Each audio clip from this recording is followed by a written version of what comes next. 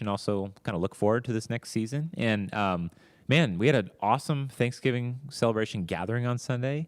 Hope you got to be a part of it then. But one of the really special pieces was the kind of gratitude video where people are answering the prompt of how they've experienced God's faithfulness. And yeah, it was meaningful, but it also just reminded me like there's a whole church that I'm church family with that I don't see these people, and it was a special to get to interact that way together.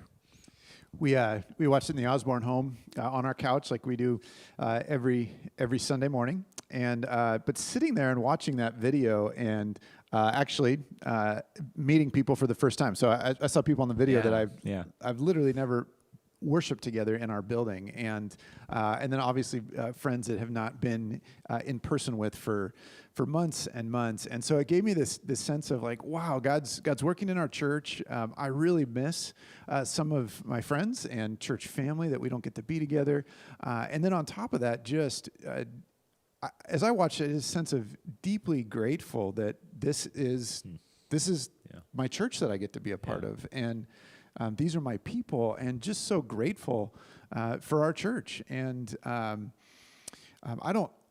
I hope that you feel the same way.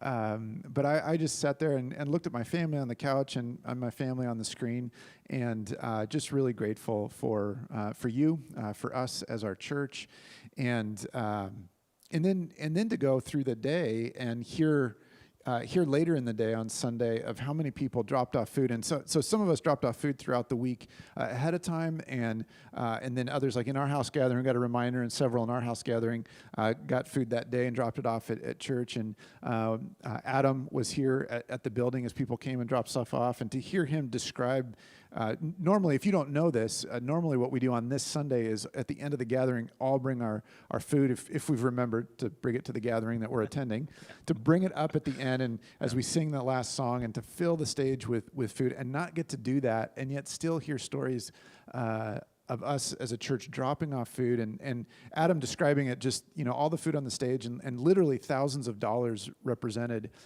in gifts of food to those that are in need, and then have people come on Monday and pick up as needed, and then the food went to the food pantry, the food bank. Yeah, Northeast Emergency Food Program, which is a local nonprofit. It's in our neighborhood, and crazy. I mean, just we get to hear some of the numbers of the people they're serving in kind of the greater Portland area, and something like 50,000 people a month are receiving groceries from NEFP. And so, we didn't provide groceries for 50,000 people this month, but we got to contribute towards that really incredible and literally life-giving work that they are doing. So just a really cool thing as a response to God, get to give in a way that is impactful to our very city, our very neighborhood even. Yeah.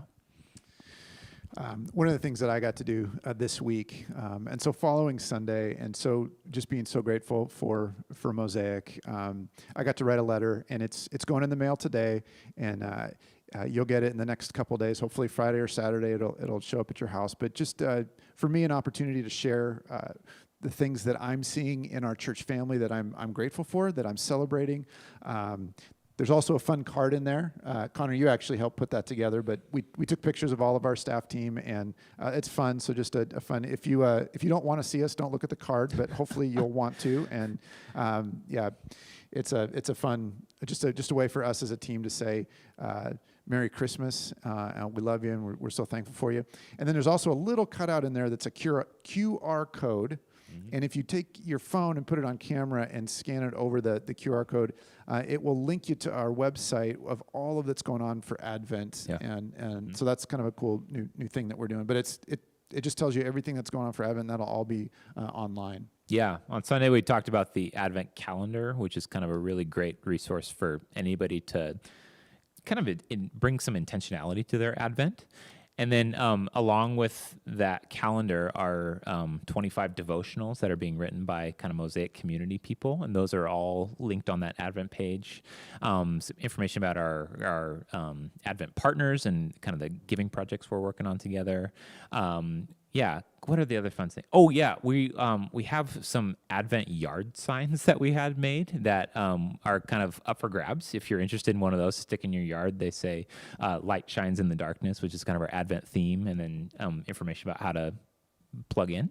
And then I'm excited about our Advent house gatherings too. That's kind of the other big piece of community life at Mosaic, and how we hope we kind of experience Advent together, even when we're not gathering in person together. And there's even a couple brand new house gatherings that are just starting for Advent, starting this Sunday. Yeah.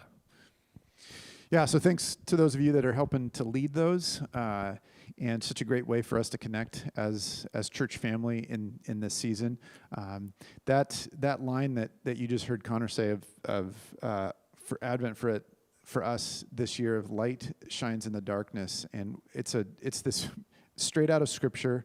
We see it in a couple different places throughout Scripture, but in the book of John, as it starts, this poetic description of God coming to earth, to us, to broken humanity, and what a year for us to need the light of Jesus. And so we're going to be looking, starting this coming Sunday, and then for the next 3 after that, for the 4 Sundays of Advent, of how Jesus is the light of the world and how he calls us to be the light of the world. So really looking forward to this Advent season together as a church family.